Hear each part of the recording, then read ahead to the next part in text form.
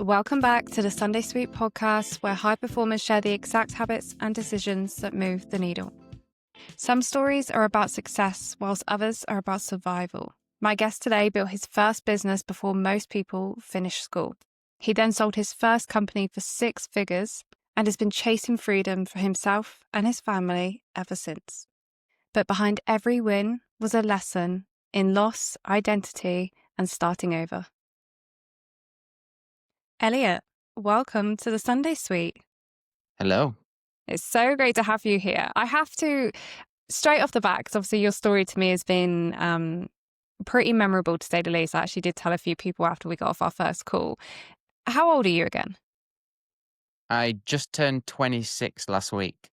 26. Okay. Just so people are aware of how young you are and how much you've achieved so far to date already. So I want to go back. Let's go back 6 years ago, because I remember when we first spoke, you said that something happened 6 years ago and it changed everything for you. Yeah, I mean, I've been in technology now and the business world for like 10 years.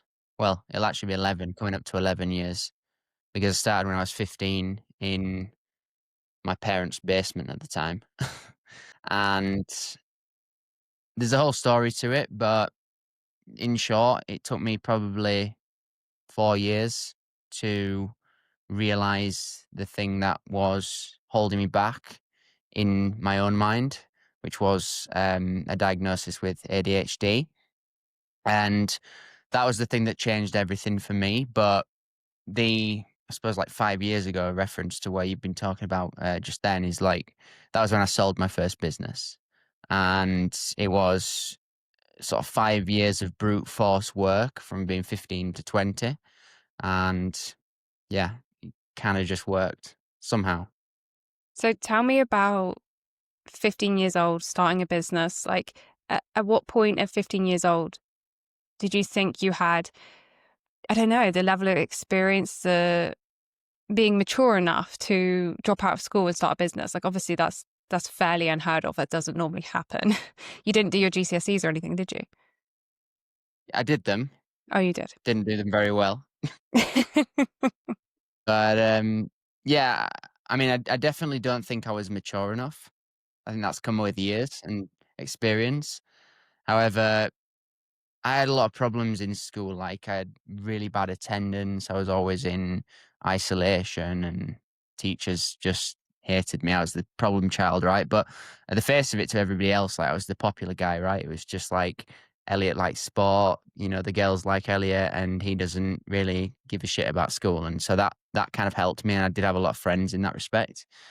However, that I had like a lot of internal battles, because like, as much as everyone just saw this really obnoxious kid, like, in my mind, I knew that everything that they was telling me was just complete bullshit. And so that this came out of me in a very obnoxious way. And so this is why I got into many conflicts with teachers and pretty much ended up just flunking my way through school. And so when I kind of dropped out or left school as such, it was, I was just 15. So I hadn't turned 16 just yet. And I had to make a change, basically, because like, in my own parents' word, it was like, Elliot, look, if you don't sort this out, like, you're either going to go to prison or, we don't know what's going to happen here. And so, but I always knew, from day one, like, I knew I wasn't going to go to prison. I knew that there was certain things that I didn't know about myself that I probably learned over the years after that could have got me in bother, which was like, I had like a lot of pent up anger in the first 5 years of me in business, because I didn't really know what was wrong with me and why everyone else was okay with going to school and okay with listening to conformity and stuff. And I was just like this wild child who just didn't listen. And so, yeah, at 15, I took myself off and I went over to Stoke College at the time. And this is where I pretty much said to myself, I've got to lock in now. I've got to try and make something of my life. And I got a teacher at the time, which was helping me. I don't really speak about this much because I had this like really bad experience previous with teachers. But like, when I was in Stoke, one of them said to me, was like, hey, Elliot, like, this was in the interview for the actual going to the open college, because I was never going to go back into a normal college, right? It had to be on my terms. And he was like, "What do you like?" At that time, it was just sport. Like, I only like sport, right? And so he laid out all these different ideas of what we could do, like technologies, and like for me, it was always very clear in what I wanted. It was not the vehicle. It was like, I just want to make money, right? And so what I did at the time was I actually told the guy who was taking me through everything, like, "Look, I honestly, mate, like this time I was still really obnoxious." I said, "Honestly, mate, like, I don't really give a shit about all this. I just want to make a lot of money." And they're like, "Okay." So he's like, "Why don't you try looking at the things that make people a lot of money?" And I really respected that, because it was like, it was forward thinking. It was different than what most people would have told me previous to that when I was actually in school. And so as a result, I looked at the top most wealthiest people in the world, looked at the vehicles that they used. Most of it was venture capital. I thought, well, I have no money, so I can't go into venture capital right now. The second one was tech, and the third one was real estate. And so that really drove the decision, because I couldn't go into real estate because in 2015, like, yes, using other people's money was the thing, but I didn't have the knowledge to do that in real estate. So I just locked in on technology, and, I was coding things. I was writing 100,000 like page essays, and just every single day. And this really was like weird, because I literally went from a space of like not being able to write one page on a textbook to like sitting on my laptop, like learning to write X amount of words in a minute on a keyboard, and just going absolutely crazy with my like intelligence when it came to tech. And so anyway, long story short, what happened with the college degree, well, not college degree, the college certification, was I ended up getting an ICT and telecommunications and principles advanced, like double A level in 6 weeks. And so that should have taken like 2 years, but it took me 6 weeks because it was open, and like I just locked in. And that's when I realized there was something like crazy, because I'd gone through this position where nothing really could phase me. Like, sorry, I'd gone through this phase at school where I couldn't do anything, and then when it was on my terms, I could just like blaze past everybody. So that's when I was like, okay, I've now actually got something worth something in the world as such, not just like the idea that I want to make money. So that time I was like, right, I need a source of income here. So I did actually get one job. I got my first job, which I left like a year later when my business was up and running. And that was in a corporate company as an apprentice at BT, British Telecom. And I don't think I ever told you this, but yeah, that was like my first ever job, my first and last. And it's funny, because my boss at the time, he said to me on my first day, he was like, "Elliot, there's more to life than corporate." I was like, "Yeah, that's true, but I just need to get out of this and make it work out of corporate first." And so, yeah, I started my first business. I was researching all the advanced technologies, coding, learned Python, everything, and fell on blockchain. And so blockchain was like my thing that I was like, obviously at first I was attracted to crypto because it was like the new kind of thing. And like, luckily I did actually make some like pretty decent calls in crypto and investments with like the little money I had that helped me as well. And so yeah, I just ended up in a position where I was researching blockchain and had to make a business out of it. And so that was the next phase, was like, how do you get a business mentor that's going to help you monetize the knowledge that you had? Because that's all I had was knowledge. And so I knew how to build a layer one blockchain from the ground up. And so I started teaching people, corporates, how to build from a tech side of things, blockchains, which is ultimately what Bitcoin and all these iterations of blockchains are built on top of. And so fast forward like 5 years from there, it was like 2020, December of 2020, we had like 5,000 people on the platform, worked with loads and loads of corporates. We're doing serious numbers in the business. And I had like 1,000 educational videos there. And the company that was in the office with me at the time in London, and they had an office in Manchester as well. It's where I met them. They ended up buying the company from me, and I, moved on to my next thing, which I'm sure we'll get onto. But that was like the first 5 years of like my business life from 15 to 20. And I think most of that comes down from having to grow up very fast because I left my home environment to go to be in Stoke and go to this college all alone at 15.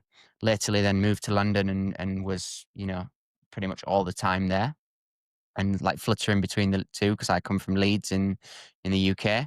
And yeah, then that drove to other business endeavors, which we'll get onto as well. So that's kind of it so far.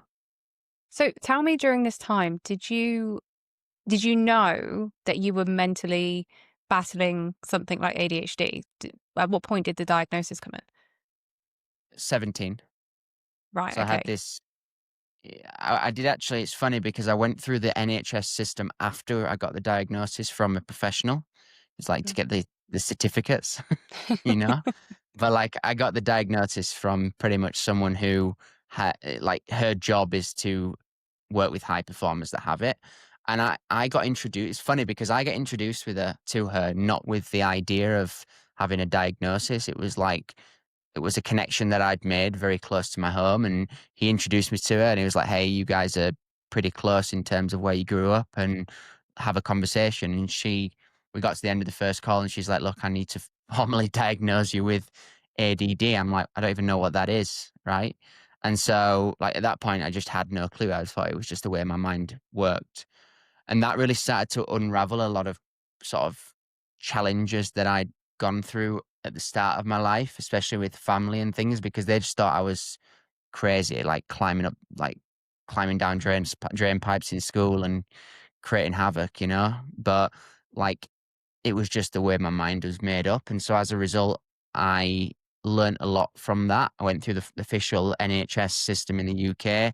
Never ended up taking any meds or anything like that because I don't really believe in it. But what for me it was like the understanding side of it that helped me a lot.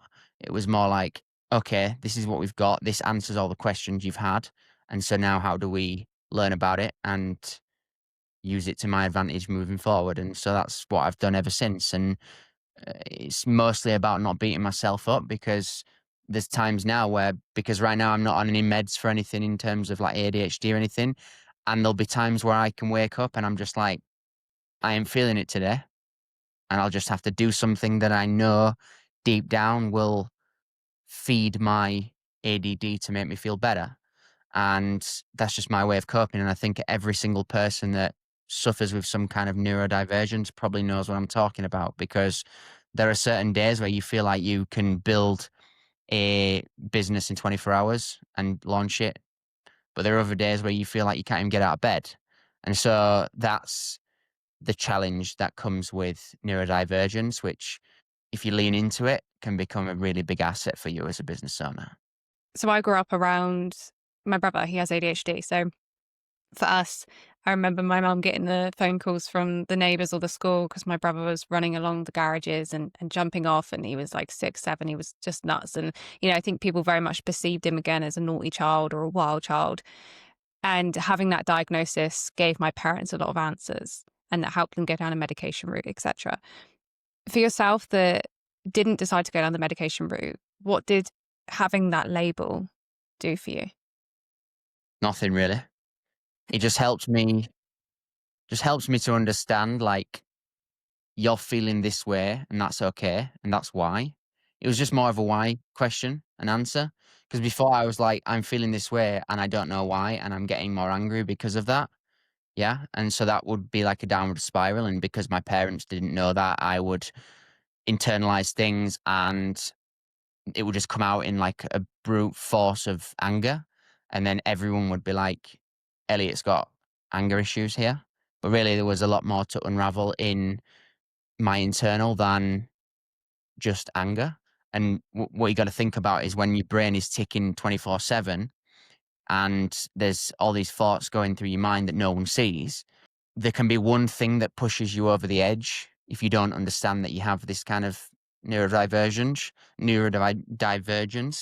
Like there can be one thing that pushes you over the edge, and that can just come out as like a brief episode, and like people are just like, whoa. And so, like, for me now, instead of going down the medication route, it was more like, how do I recognize those triggers And when those triggers happen, stop them from building up into some kind of Jenga block that's ready to fall down. Because that when I didn't know that, it was aggression that was building up inside of me, and then the smallest thing would just tip me over the edge, and I would just like everyone would just hear the brunt force of it. And so yeah, that's kind of how I work on it. But I think everyone's a little bit different. But I think there's certain things that it's funny because like I drink a lot of coffee, right? And a lot of people with ADD do. And that's because of the imbalance of dopamine in your mind. Like coffee impacts people with ADHD differently than it would do with someone without ADHD. Like I can drink coffee until 10 minutes before I go to bed, and I'll drink 20 coffees a day, which is probably not healthy, but like it's doable and I do it. And so the reason why that is because if I drink coffee, it calms my brain down because you think about your mind is consistently like a racing car. And if you drink coffee as a non-ADHD person, then it will speed up your thoughts and speed up your jitters or whatever. With me, it just slows me down, and it's kind of nice. But like, there's a lot of different things that are still getting unraveled in science about this like thing that everyone kind of labels, but it's just me, and it's just the way that I always am. And I think there are a lot of people like this, and it can be a really big benefit for a lot of entrepreneurs if your risk is higher than everybody else, which is also another thing that people have with ADHD. Like if I'm not risking, or if I'm sitting around doing nothing, like I was just telling you before we started, like I had food poisoning last week, which meant I had literally had to sit down for like a few days. And that's like a world of pain for me. And that's challenging. I don't really get ill that often. And so it's almost painful when you're not doing stuff, you know? And yeah, that's kind of, I've had to recognize that over the years. Yeah. And I suppose that's because your mind is constantly going then, is it? So the coffee it does the opposite for you than, say, someone like myself who drinks coffee to feel awake and to keep buzzing. I wonder if you're not medicating, things like that, what are you doing then to self-medicate? I'm curious what actually quiets your mind. So I'm a really simple guy. I have this formula in everything I do in the business called KISS, like keep it super simple. And like as much as I'd love to tell everyone I have this grand like morning routine where I wake up, go for a run naked in the street, and then go to like my ice bath or something like that. Like honestly, the only Hmm. thing I do to medicate is go to the gym. That's it. Nothing else. I go to the gym and I work as hard as possible until I break, right? And then when I break, I go on holiday. And when I say break, that doesn't mean going crazy. I mean I know the direction that I'm going as a business. My breaking point in a business is when I'm looking at a problem that I would usually be able to solve, and I can't work it out or I can't make a decision on it. That's the trigger for me. That's like, Elliot, you need to sit back, you need to think. So I go on holiday, which is like once a month. And so, yeah, like there's no fancy regime. There's no morning routine. Like I get up when I want. I get up when like I feel like it, and spend time with the dog, and then go out for a walk and just start work. And it's not really much more complex than that. And I go to the gym every single day, and it makes me feel good. And like there are certain gym routines that make you feel better. Like everyone's different. For me, I'll never get absolutely massive like this because I love like my cardio is my safe space, right? Like a lot of people hate it, but I will literally go to the running track and just run for like 2 hours. And I have no problem doing that, just nonstop. And so that's the really heavy cardio is really what helps me with my dopamine regulation. And that's different for everybody. Mm. I do think we overcomplicate it. I love that you said you don't get up at the crack of dawn and go for a run and have an ice bath because it's very stereotypical of what you see on Instagram. And then for a lot of people, when they try it and it doesn't fix their triggers, it doesn't solve their problems, it makes them question further, well, I can't be fixed. And I think it really does come down to what is your routine.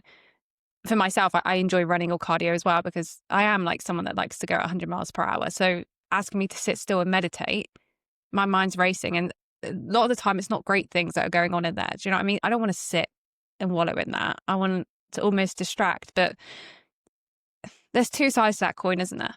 So quiet your Yeah, mind you is a got to good think. thing, but distraction sometimes is I don't know. It's not Yeah, always the best thing. you got to think with all the stuff you see from people that are saying, hey, do this morning routine. Like, I have this theory that I use because everything comes down to theory and philosophy within our businesses. Like, if I can't break it down to a simple sentence or a simple couple of sentences in the business, then it's far too complex. And so I have this theory in the business where it's like that is someone else's step 5 or step 10 or step 1,000, which is why when you start out as a business owner, you shouldn't go out and copy corporates and what they do because that's their step 50,000, right? And so I think everybody's step 1 is relative to what the type of person they are and they're also their previous experiences. And so my step 1 was like, what do I need to do in order to make myself feel better? That was go to the gym, go for a run, try out different theories. And I found that I felt best after I'd gone for a run. So I did more of that. And so if someone else feels much more regulated by getting up and not going out and just sitting and meditating in a dark room for 2 hours, like, cool. Like, that's fine for you. And that's your step 1. And then if you decide to add ice bath, that's your step 2. Right.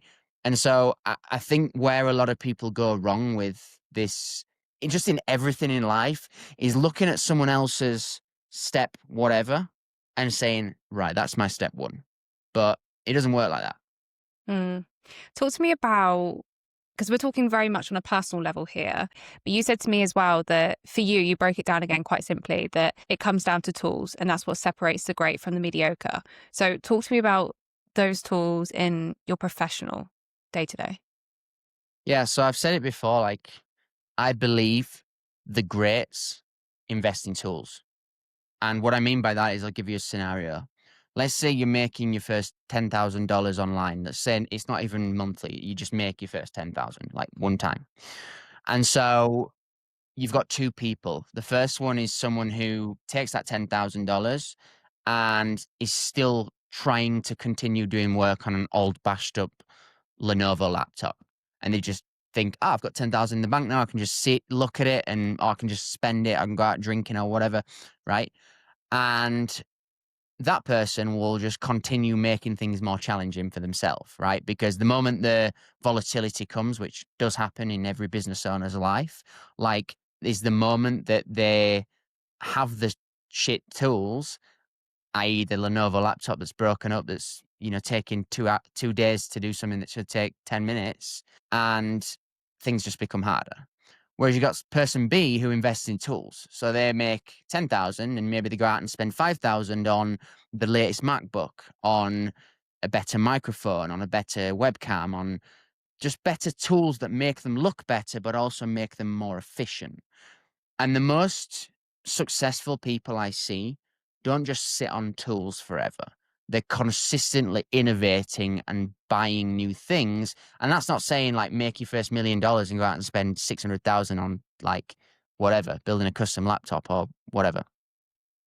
Like, that's just saying you should consistently be creating things that are easier for you to do your job at a higher level, right? And having better tools. Much like if you're a photographer, you're going to be always buying new cameras and new lenses and things like that. Same thing as an online business owner. Okay, so that's the philosophy I have. Now, what do I do? Like, it's very simple. I break my tools into 2 scenarios, physical and digital tools. Okay. So the first one is like, okay, like, I'm on like my 7th MacBook now in like 5 years. So every 6 months, regardless, I get another MacBook. Yeah. And this is just not only because the new chips come out and I'm a bit of a geek with it, like, I just want to have the best tools possible. So if I'm exporting a video or I'm doing something, I can have the best tool to do that and the quickest tool to do that. And consistently, like, it's all about lack of friction, right? So if I want to, for example, in my office right now at home, if I want to create videos like this, then I would have a video camera up top here.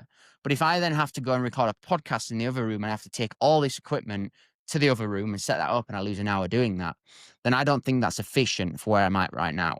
So instead, what I do is I just set up the studio with another set of tools so I can literally just walk from here to the other room and record. Yeah. So it's all about slickness with tools. And so that's what I look at when it comes to your physical tools. Yeah. And it all comes down to, even your tools when it comes to what you wear and what you do on a day-to-day basis. Like I wear a lot of white t-shirts, like I always wear the same shorts and flip-flops every day. Like everything is very simple. I always have black hat on when I'm at the desk, and that's pretty much it. The only time I ever change clothes if I go for dinner or if I go to the studio across the road. Yeah. And that's pretty much it.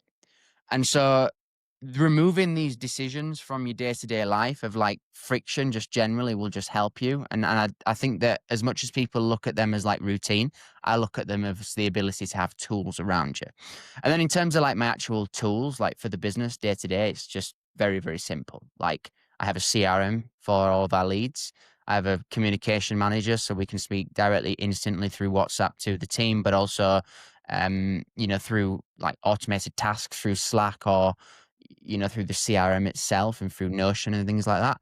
And I just keep that really, really simple. I have this internal thesis again. As I mentioned, everything comes down to philosophy. Like everyone in my organization, no matter who they are, can instant message me. And I don't like this idea that is kind of 50 years ago where CEOs have walnut desks and huge rooms and, very USA, right? Like where you can't literally knock on the CEO's door, right? Like obviously there's guardrails around that, but like I allow every person in the team to instant message me and it will be responded to, right? And I say to them, my thing is I'm available 25/8, right? 25 hours a day, 8 days a week. Like just let me know. And so that's the culture that we're building, right? Is like not a hierarchy, it's a aligned vision where everyone's mission fits into my big vision, you know? Mm. There's so much in what you just said that I love. That I want you to add to me this because it's something I've actually been learning or slash internally battling over the last few years. But I'm a religious saver. I save, save, save. I'm very money driven as well. And so for me, it was always quite ingrained to save up and save your money and don't spend. But I'm, as of recent years, starting to see this truth in you have to spend money to make money. Do you believe in that? Yeah. But I'm also like a big believer in there's the right time for everything. Okay. What I mean by that is, say, for example, if someone's making like $1,000, $2,000 a month, like if you read someone's step 70 in their book, they'll tell you diversify your portfolio, put 10% into crypto, 30% into mutual funds, 40% into, you know, like your personal income or whatever, and your personal like day-to-day tasks and then whatever, right? They'll tell you to break it up into like an overall like asset allocation diversified portfolio. But the people they're speaking to there are probably making millions of dollars a year. Yeah. However, like I believe that if you're under 20 grand a month, the objective is okay, yes, have a safety fund of like 6 months. Very, very important. Like if you're a business owner, like just for clarity, like if you don't make money for 6 months, you should have 6 months worth of artillery saved up, which is your saving. But then after that, it's like, well, okay, like why would I have any more than 6 months? Maybe 12 months at max, right? Why would I have any more of a safety fund, right? Than that there?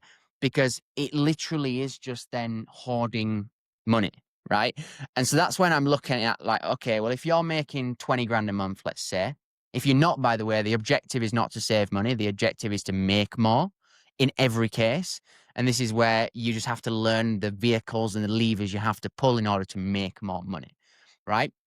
However, you do have to be careful when you're making less than 20 grand a month. Why? Because you still have to live, right? Which is very important. So the step one is always if you're making under 20 grand a month, build up a 6 to 12 month safety fund. Yeah. So that's step one, right? Step two is then investing more into your business above and beyond what you probably already have to get to 20 grand a month, right? Which might be more staff. It might be, even better tools. It might be, you know, just putting more infrastructure in your business to get you 50 to 100 grand a month, right? Don't worry about the stock market. Don't worry about crypto, because these are all fugazis where people have like a. Uh, I'm a big believer in the investment world. If you have a timeline of I want to put my money in now and I want to take it out this time, you are going to fail. Why? Because the market doesn't really care about anyone's timeline, right? I've literally spoke to people in the past that are making like 20 grand a month and they're like, oh yeah, I'm just going to invest now and then in 6 months I should be able to take it out. It's like, no, like the market does not care. Like I have a big crypto portfolio because I understand it, right? And that's the second thing, like only invest in things you understand. And I'm okay within 3 years of that portfolio losing 95% of value because I haven't set a timeline on that. But I know eventually when the macroeconomics of crypto increase and everything goes up, like that, I don't know when that's going to be. It could be 5 years, could be 6 years, could be 1 year, right? I don't care. But I've not got a timeline. Okay. So, and I'm going off the track here, but the point is, if you're under like 50 grand a month, like everything between 20 and 50 grand a month should be invested in how do I just continue to make more money, right? And then I think when you're at like 50 to 100 grand a month, this is when you should look at alternative investments, right? But for the macro, for the long term. And so, this would be stocks, it would be, crypto. I wouldn't go down the mutual fund route yet, because I would say you should do that once you've got like $1 million liquid, right? That's counter to a lot of people's idea, because like a lot of people will just tell you, hey, just invest $200 a month, like into, some kind of ISA or some kind of mutual fund or ETF or whatever. And like when you're 65, like you're going to have $2 million. Like, fuck that. Like, I want to make $1 million quick as possible and then get compound interest on that as quick as possible. I don't want to sit in $200 a month for the rest of my life on the hope that when I'm 65, I'm going to make $2 million. So the idea is that you can multiply quicker by investing in your business to build your overall pot up so that then you can, grow your wealth through, stocks, funds, crypto. And then once you have like a big nest egg of cash because you're focused on your business, then you would go into some of the more like long-term growth strategies, like, emerging market, Vanguard funds, like, all these different funds that give you like 8% a year, S&P 500, and this is like aggregated over 25 years, 8% a year, right? But I'm like not really a big advocate in people getting into like these like funds and like ETFs and whatnot when they've got like 10 grand to the name. Like, it's just stupid. Like, you just got to invest your time, your effort into your own skills so you can make more money, so you can invest in other things that make your business better. And then you can look at alternative investments without a timeline. And so that's, that's the strategy. And so you are right in that, yes, we need to invest money to make money, but there are only like 4 ways, or just say 3, to make more money in your business from a lead generation side of things, right? So outreach, paid ads, and content. So these are the 3 vehicles and levers you should be spending money on to grow your business to make more money. Yeah. And these are the things that, yes, you should invest in. And then after you get to like, I don't know, $1 million revenue in your business, then you can look at how do I invest into the business to save more money in the business. And then after you've done that, then you can look at alternative investments and building real wealth. And so, yeah, that's always been my strategy. Like when I sold my first company at 20, like I had more money than I knew what to do with. And I just like went on a massive tear and just partied every day for like 7 days a week for like 6 months, and like just flew everywhere and went and did crazy stuff. But like, the craziness with having that kind of wealth at a young age and not really knowing what to do with it, it teaches you a lot about financial discipline. And so that's why I had to understand these strategies about how you invest and when you invest at certain stages. And it all comes down to, once again, like, people get told you should have this diversified portfolio, and that's someone's step 50, but they're on step 1, you know? Do you think it's a good, a bad, a negative, a positive thing to compare yourself where you are and your business to others around you as, say, market research? Or do you agree that comparison is the thief of joy, and you're in your own lane, you're in your own steps?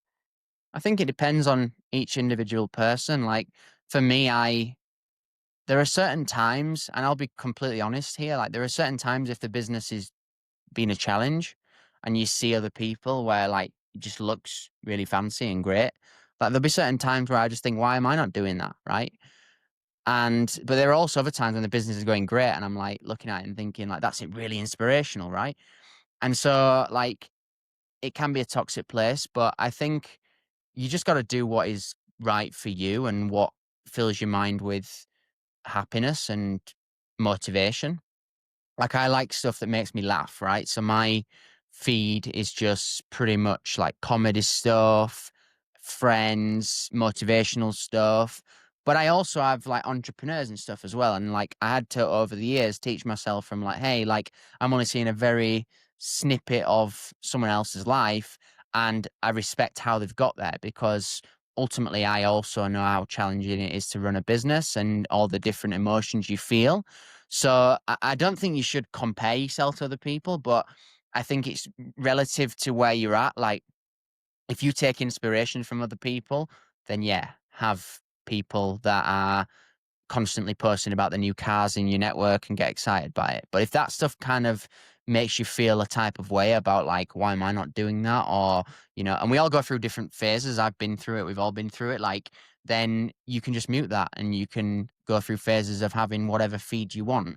But I think that the key is when it comes to the most successful people I've seen is they're not comparing themselves to people. It's like there's a like philosophy once again that a lot of people who are like at the bottom, they're competing against each other, right? But the people at the top, they're just collaborating, right? They're just consistently collaborating. They're doing podcasts together. They're helping each other out. They're, you know, giving everything away for free.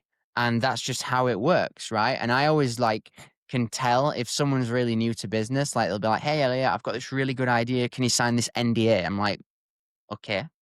Like, I probably at that point I'll be like I'll just hand it over to the team and they can do it, right? But like I've dealt with ultra successful people who'll just literally say, Elliot, look, I've got this world changing idea. I'm already ultra successful. Like here's everything I've got, right? They hold nothing back. And so that's why I look at it like the people that are more established, they're not comparing themselves to other people. They're collaborating on a really deep level together so that they can get a bigger piece of the pie. I've invested in 62 companies in the last 2 years, sorry, right? As a seed investor, as a strategic investor, whether it be the services for equity or whether it be actual cash investment in the business. And that's because I like to identify talented individuals that are doing great things. I literally did one 2 weeks ago in a health brand, right? And then I like to collaborate with them, and I see these guys, they're posting amazing wins. And I'm like, not looking at them thinking, why am I not that person? I'm looking at how can I be involved with that? And that comes by giving as well as showing value. And so that's always been my strategy. And, there are times where it's up and down and like, I'll have a really bad week at work and then I'll literally look at my Instagram and someone's just posted a new Rolls Royce Black Edition. I'm like, fuck, like I'm in the trenches here. Like this person's killing it. But like, I ultimately am happy with them. And that gets me like, what the fuck are they doing to do like this consistently just like look great all the time? And it inspires me, So like as much as I'm in a position in my life where I'm very happy, I can do anything I want. I can like buy anything I want. Like there's always other people that are doing other things that just piques my interest. And I'm like, yeah, cool. Let's see how you did it and let's collaborate. Mm. That's one of the reasons I actually started this podcast. And, I've spoken quite a lot about this at this point, but I worked so hard for a promotion and I got that promotion. And the minute I got it, I was on to the next. And I did start thinking about it because for me, I don't want to ever feel that I'll never be fulfilled. So I'll reach a certain age, a certain title, a certain salary, and it just won't ever be enough. But I wonder if that's what everyone does when they're driving or very driven for success. Like the millionaires, are they comparing themselves to the billionaires and they want more? They want to be the best. You know what I mean? Like I agree with you in a sense of that we're collaborating that stage, but I think there's some sort of healthy competition as well, isn't there? And there's other people around me that have what I want to achieve. And that drives me to want to do the same and to keep going up and up and up. But then, like I said, where's the finish line? Yeah, I mean, the key to the universe, I believe, is asking the right questions. This is an Elon Musk special. Like, if we don't, like, we can't get the answers if we don't have the right questions.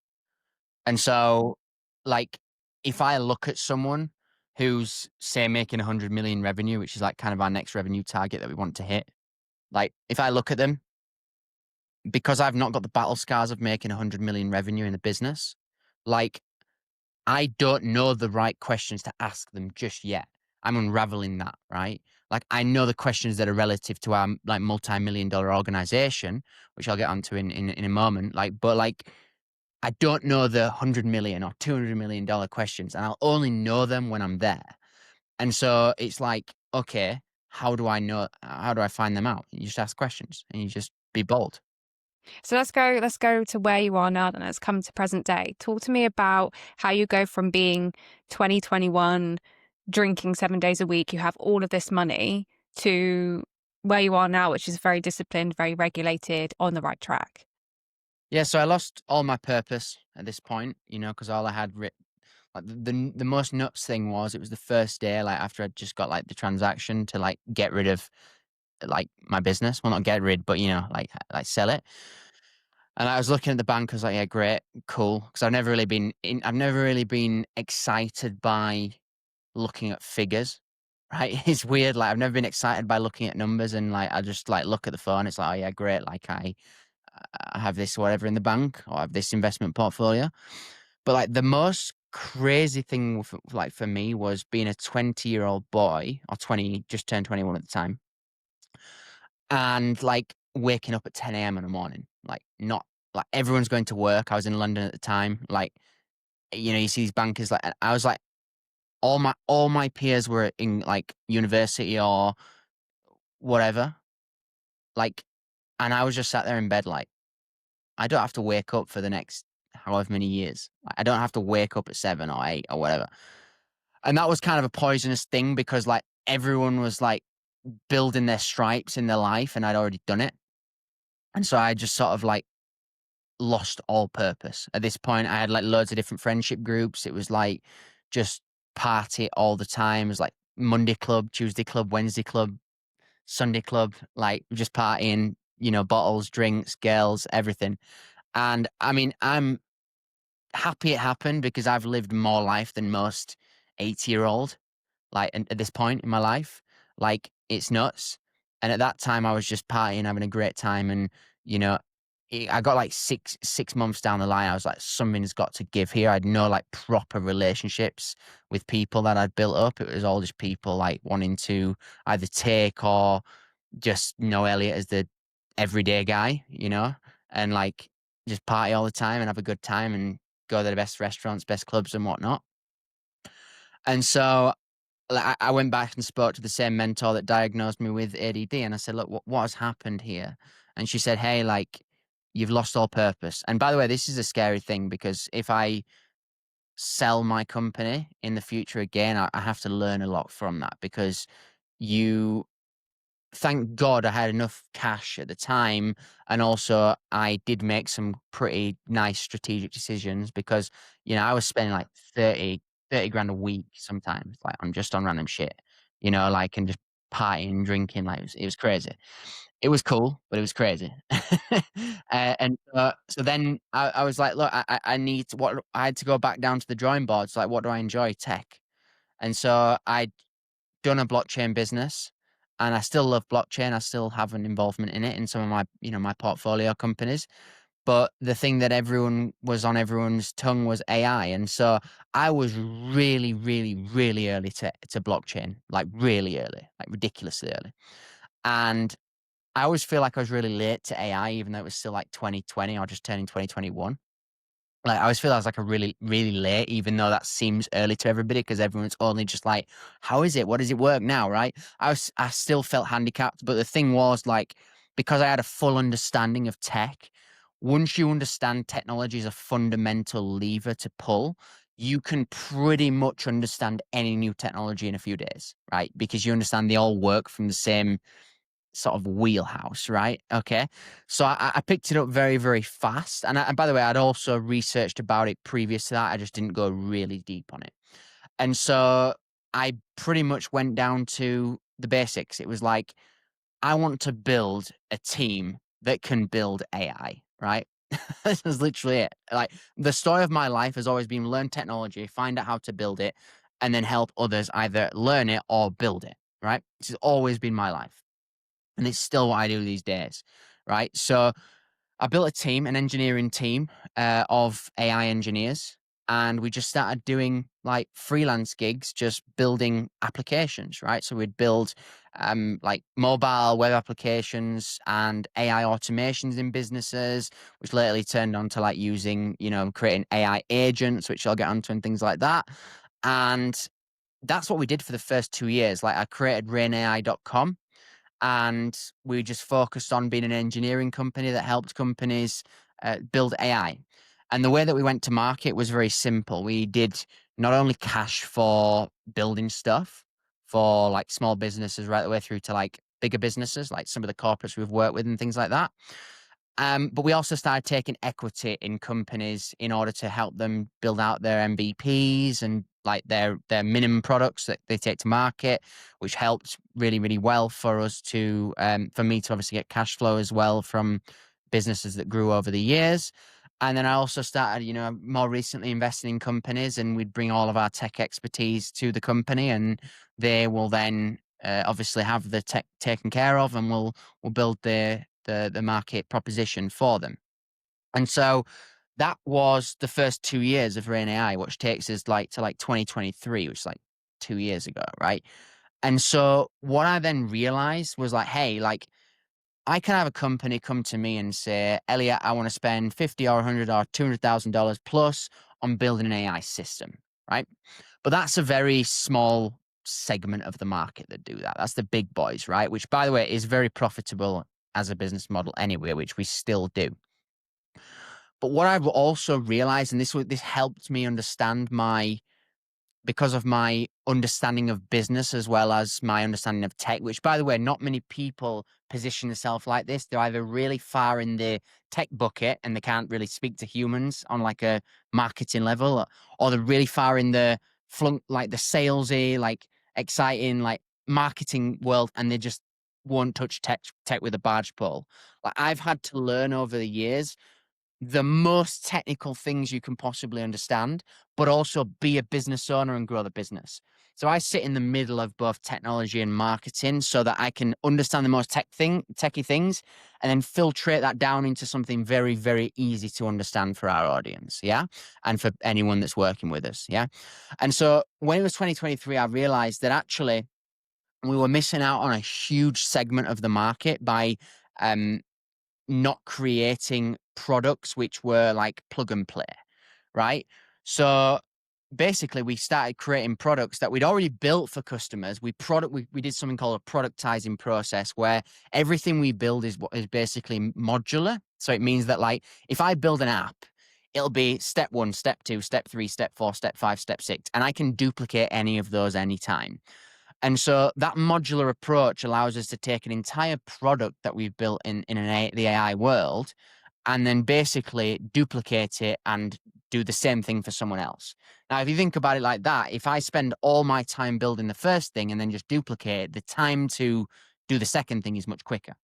So what we then did is we took 4 of our really big engineering projects that we've done for big companies, and we created what's called off-the-shelf products. So really easy products for people to just come in. Instead of spending 100,000, they might spend 5 or 10,000 to get access to these products, and then we just make a few tweaks and then off they go. And the products that we created an outreach AI system, we created a content AI system, we created a voice AI system, and we created a system for creating mass, like, creative or graphics for paid ads, right? And these were already systems we built for corporates. And so now our customers come in, they buy these off the shelf products as well if they can't necessarily afford custom, and we sell them like hotcakes. Yeah. Because it's almost like saying to someone you're going to get 100 grand development for like 5 grand or 10 grand. And so that's what we're doing today, and as I mentioned, I've invested in 62 companies to date, and we're building that stuff in them companies. And my objective in the end is to sort of just have a VC firm that's focused on AI and product delivery, which we will take care of. So that's that's us today, and we've got a bunch of products on rainai.com and also engineering resource, and that's where we're at right now. Mm. It's a phenomenal story. And we did speak a little bit, didn't we? Because what's so different versus your first company to where you are now is that you're so much more involved as the founder's face, the personal brand. Like you are online everywhere at the moment, whereas beforehand you never had to show your face at all. So tell me, like, how does that come about? Yeah, so we're posting, I think, 3,000 pieces of content a week at the minute across all socials, and that's it across like my socials, theme pages, fan pages, and it's a big operation, right? So there's a lot of things that you learn. And by the way, like I'm 26 now, yeah, and that's like 11 years in the game. So when people come to speak to me and they're like, "Hey, Elliot, you're 26," and they think I'm a like 26-year-old, I'm a normal 26-year-old. Like I've got the I've got 11 years, which is pretty much what a lot of people from maybe 30 to 41 would have. Yeah. So the amount of learning you can have in that time is ridiculous. Why? Because like in the first 5 years of me in business, I had a pretty like disorganized like organization. I created look through brute force, right? So it was like create as many education pieces as you can, run as many paid ads as you can, which I was doing. And by the way, paid ads in like 2016, 2017 were just so much easier than what they are today, which by the way, I still love them. It's just the much more expensive and much more strategy around them. So I just slammed paid ads. We were slamming outreach. I never really went down the content route because to be honest with you, like I am a tech guy at heart, right? So it's kind of like I don't like to be in the like limelight. And that was by the way, that was a limiting belief for me for the first like 5 years. So I did pretty much nothing online. Like it was all relationship building, cold outreach. We were sending like a million cold emails a month at the time. It was nuts. Like it was just onboard brute force as much as possible. And so like that worked really well. But what I realized is that all my systems in my first business in the blockchain company were literally just ready to fall at any one time. And so my people were all contractors at the time, like, they were working on other projects and there was no real culture, and that, by the way, I think a founder, their business reflects who they are. And that first 5 years of me in business, I built everything off anger, everything, right? It was all like, everyone was scared of me in the business. It was like, don't speak to Elliot. He's like, probably got a million other things to do. He doesn't value like it's all about money, money, money. Like what's the numbers coming in, coming out? How can we make more? And don't speak to him if he like otherwise. Just don't speak to him. Right. And that was because like I was projecting my internal problems, which was the fact that I just had all this aggression built up across my family, school, like all these years. Like and that reflected in my business, right?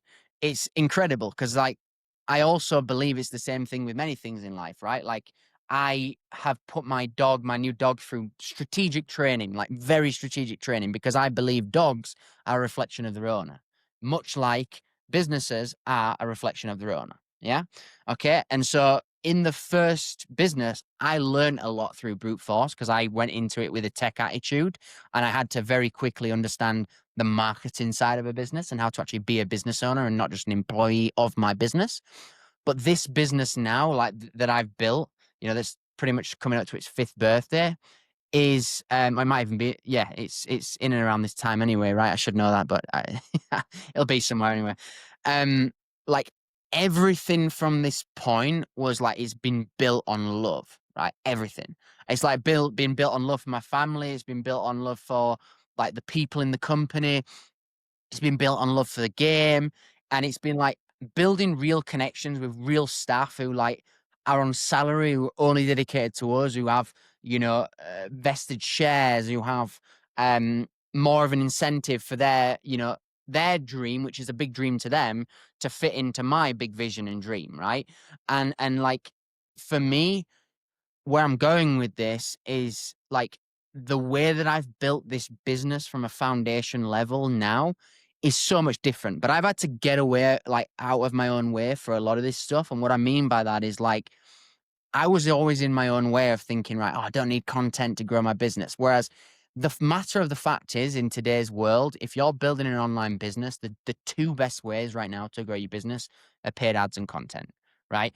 Outreach is not as good as and effective as what it used to be, but I think that will come around. And I've got a forecast out that I think that, in-person stuff and flyer type marketing over the next few years is going to become even more important with the introduction of more AI tools, right? So that was a limiting belief that I had. But the point is, like, I had to create the business in a way where it was like foundationally correct so I could get out of my own way. And so those foundations allowed us to be able to then go out and employ someone from a content side of things that says to me, right, Elliot, I need this from you at this time. And these are the scripts you've got to follow. And these are the content we've got to go for. And then she is just letting rip on all platforms for the content. Because I believe, like, we run a lot of paid ads, right? We've always got retargeting running. We're always testing new narratives. Like we've got, X amount of new creatives every week going. It's funny because like last week I'm about to launch an AI book and we stopped all of our ads other than retargeting like last week, and we'll be launching some brand new ones. But you'll see that like literally like when we're launching new offers, it's like 50, 100 creative variations a week. Like we do everything to the biggest standard possible. But the point is, I wouldn't be able to do that if I didn't have the correct infrastructure. I couldn't do that in my old business, right? Because it would just break and I would break, right?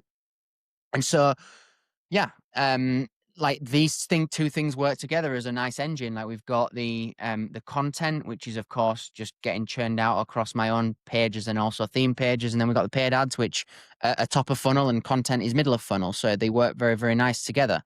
Um, so yeah, like I think that a lot of people are suited towards certain things in business, whether it be the tech things or the marketing things. And I think if you want to be a really well-rounded leader, you have to have an appreciation for all of it and then, delegate. Or if you don't want an appreciation for it all, you've just got to get a business partner that is an operator and you're the visionary. In my case, I like to be the sole owner of my business, which is why I have to have a foot in every camp.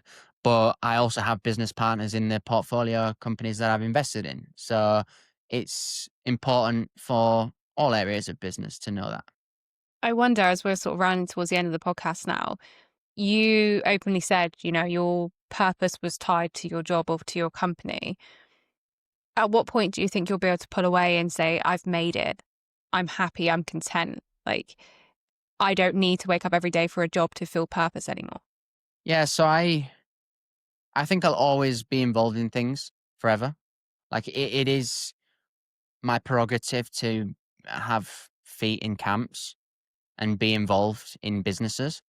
I think that I've got a very, very clear roadmap after Rain AI to like the two other businesses that I'll bring to market. Like very clear, which I'm obviously not going to speak about before they're actually done. But like I will always be either a passive investor in companies as an advisor, or I will be working on a project. But I've got two projects and then I'm finished. I will be completely finished in creating my own businesses.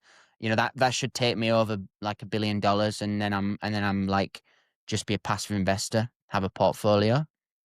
And yeah, I think that there's my purpose, which I learned very quickly, is the work.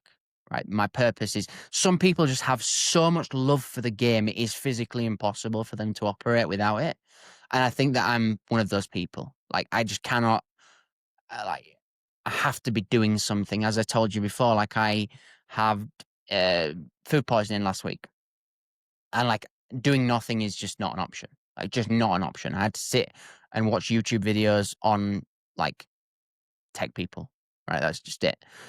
So, like, as much as I was doing nothing, I was still doing something. It's feeding my brain. So, like, yeah, I think that my purpose is driven from the value I'm creating in the marketplace.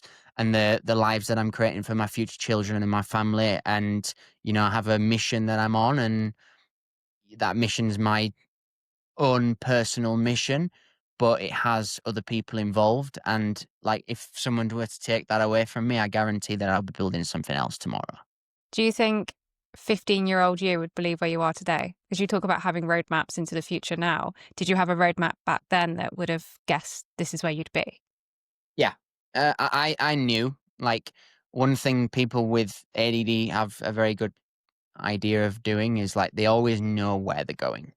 They don't know how they're gonna get there or the risks they have to take, and they're not really worried about that. But, like, I knew that, like, by 20, like, whatever, I'd be a multimillionaire. I knew it. Like, I didn't know how. I had no idea. I didn't know the brute force I had to take, and my road is still being written, like, there's been times where it's been challenged. There's been times where I could have lost it all. And there's been times where I've just been like, I need to get away from my home country. And, in 2023, I just went to loads and loads of different countries and had a great time while I was building the business, but all from a place of love. And so I don't know what's ahead of me, but I always know what the end thing is going to be. And so that, like as a young kid, like, I just knew that that was gonna happen. I just didn't know how I was gonna get here. Hmm. It's a really hard thing to try and ask someone, how do you ingrain self-belief or confidence in others? How do they learn to do that? Because I always think as well, I'm in complete control of whatever I set my mind to. So if I want to become a millionaire, I want my own business, I want X, Y, and Z, that's on me, isn't it? People can handhold, people can support you, but really deep down, you have to make those choices, take those risks, and put in that hard work in order to get there. And if you're willing to do that, I think anyone can build confidence or self-belief. Yeah, and I think confidence, self-belief comes through, as you say, it comes through doing, right? And I think volume negates the need for luck, and it creates luck. And I don't believe in luck. I believe there's three types of luck. I believe there's the luck through brute force. I believe there's luck through skill. Okay. And I also believe there's luck through education. Like, and like, I mean, the third type of luck is just random luck, right? That is. But like, when people say to people that have done really well, "Oh, lucky you, well done," like, you got lucky. Like, no, because you create your own luck. Like, you have the education, you have the skills, you have the brute force and doing the volume to get the confidence to get the result. And then, yes, maybe there's been some luck associated with that. But the equation is very different to just you're lucky. It's like, what have you done to create that luck? And so when you understand the work you do today is going to be reflected in 3 months, and you're consistently, like, pushing, and you're no longer banging your head against a brick wall. You're driving forward in the hope that, that kind of work you've done now will become a piece of luck in the future in some form of luck that I've outlined. And I think if people could see, and I think for you, where you've just known it internally that that was the end goal, that was going to happen, I was going to make it happen. I think if people could actually see in, say, 5 years' time, I'm going to sell a business and be super successful, have six figures in my bank, they probably would put in all the hard work, the brute force, the skills, the education, the 70, 80 hours a week. But because so many people don't know what's around the corner, they fear devoting so much of their time and energy into something without knowing the guaranteed outcome. But then you also I always look at the length of life, right? I think if you stick at something for so long, you're almost guaranteed, like, success. You're almost guaranteed it, you know? And so, like, but people try for like 4 weeks and they're like, I don't want to waste the rest of my life. When really, if you stick at something for like 2 years, 3 years, even if you don't make where you want to go, just from, yeah, you're gonna do something. Or you're going to, let's say, for example, if you're someone who's like, I want to learn a new skill. I want to learn AI, right? I want to learn how I can create my own AI business, right? Then if you decide to go out and start learning AI and start putting yourself out there, then you don't know the things that that's going to create. That might allow you to, if you really don't want to be a business owner, get a job in AI, which has an extra zero on that, maybe you didn't have before. So it's not really about, I think, people with ADD do have probably more of a picture of what it's going to look like in the end, and they build these cartoons up in the mind. But the biggest risk is nothing, like doing nothing, right? Like if you want to just stay in a job for your entire life and you have no goals, that's fine. But don't then go out on social media and talk like you're like a motivational speaker. Yeah. Like if you actually want to do it and you want to make it happen, you have to understand that 6 months, 12 months, even 2 years is going to be challenging. But you can fast track that process through hacking skills by, you know, making deals with people that have done it, asking questions, finding out the right answers to get. Because if it was impossible, then there would be absolutely no markets on planet Earth. Right. And so it's not about like, I have to suffer for 2 years and make no money and be broke and live on the street. It's like, how do you fast track it while earning your stripes? And most of that comes down to skill or the people you know, which allows you to build more skill. And so if you focus on the doing element of it, then you can become great in either a skill or great in people, which is arguably one of the biggest, if not the biggest area of business, is skill or people, or skill at finding people and building relationships. Like you can be an absolute numbskull and go and be amazing at building relationships with wealthy people and become a multimillionaire. Like that is how simple it is.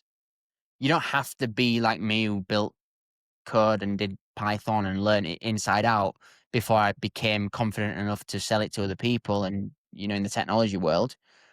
If you know how to talk and you know the base level top 5% of technology and you know how to go out and find people that are in technology and like latch onto them as either learning or giving them things for free, you will be successful in technology.